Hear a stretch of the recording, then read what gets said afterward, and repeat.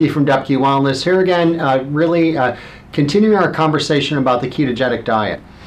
We've been talking about the benefits of this. We talked about the different food choices. Yesterday we got into a little bit more of the specifics about the quantities of food and really how to make this really meal plan work for you and to provide the benefits. But today I want to get into some of the testing. If you're going to be really comprehensive about this, a couple things you're going to want to pay attention to is glucose levels and levels of ketones in your body.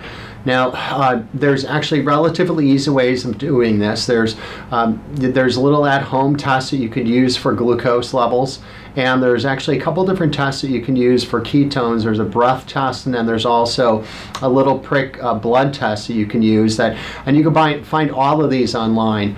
There is also a urine test for ketones, but it's really just, you're not getting an accurate reading, so I don't recommend the urine testing for that.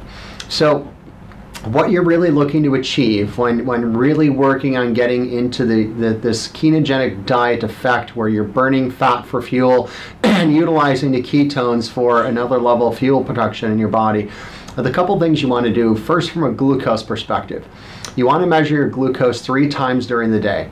Right when you wake up, before your first meal, and then also at the very end of your day.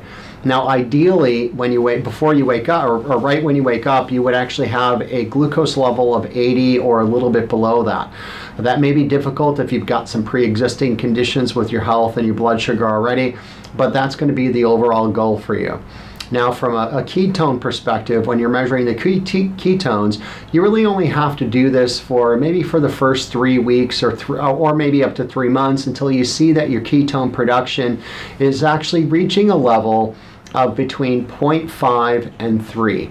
And when you can consistently stay with a ketone level between 0.5 and 3, you know that you're in the proper and recommended production of ketones.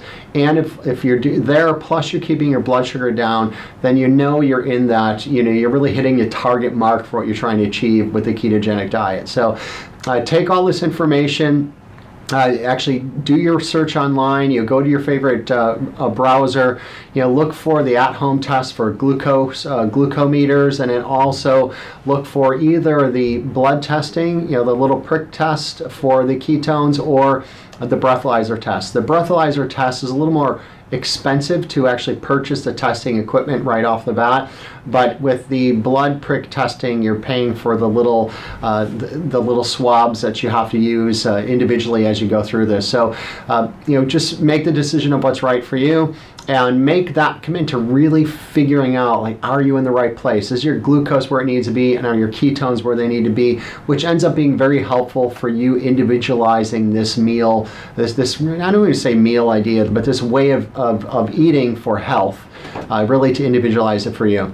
So I look forward to chatting with you again tomorrow. We're going to get into some of the deeper understandings of how you can really easily start moving into the ketogenic diet. All right, I'll talk to you guys soon. And remember, if you have any comments or questions, post those below and I will address those personally. And to make sure that you get this other information upcoming, make sure you subscribe to this page, and then so you get notifications when I either do live videos or when another one comes out that's not live, you will get a notification. So this will be available for you ASAP. All right, thanks everybody. We'll chat with you soon. Bye-bye.